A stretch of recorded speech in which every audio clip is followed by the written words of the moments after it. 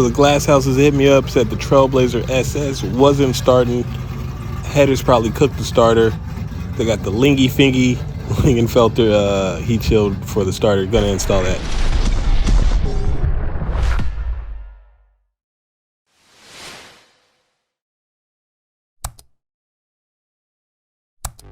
So I think this is an 07 Trailblazer SS LS3 swap, rear-wheel drive. I'm not sure if this is how it goes for a LS2 version. So just know that. First step, took the battery cables off, lifted the car up, put it on jack stands, and then I'm gonna remove this cross member bar here. Has 10 bolts, 5 on each side, 3 up top, 2 on the bottom. They are 15mm bolts.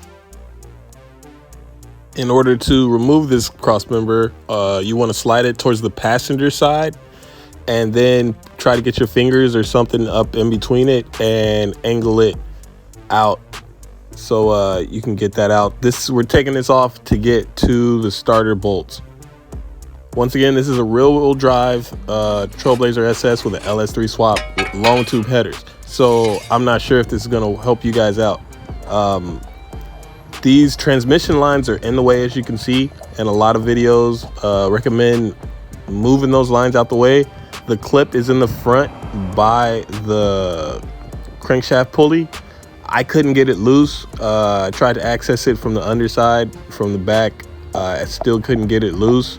So what I did was went ahead, got the 13mm, loosened up the starter bolts, and I slid the starter out through the front. Stock Trailblazers come with the LS2 and some are all-wheel drive, so I'm not sure if the LS2 is a little bit bigger or if on the all-wheel drive version you're gonna have an axle in the way right here. But for me it worked. Only thing I had to do was unclip this little wire right here and just made sure that I clipped it back in when I was done.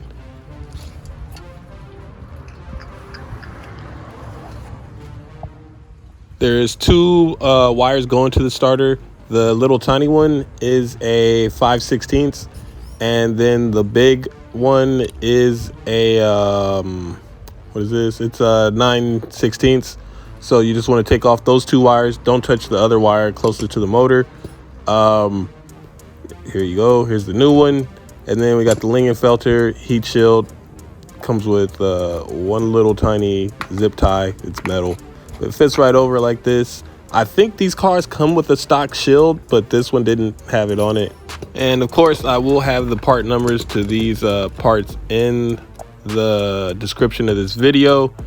Install is just reverse. Put the heat shield on. You're gonna have a little tighter space if you're using a heat shield.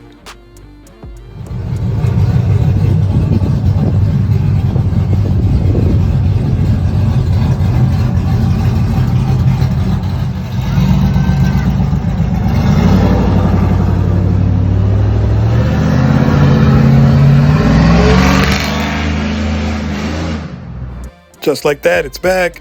Thank you guys for watching. Go follow those guys on Instagram.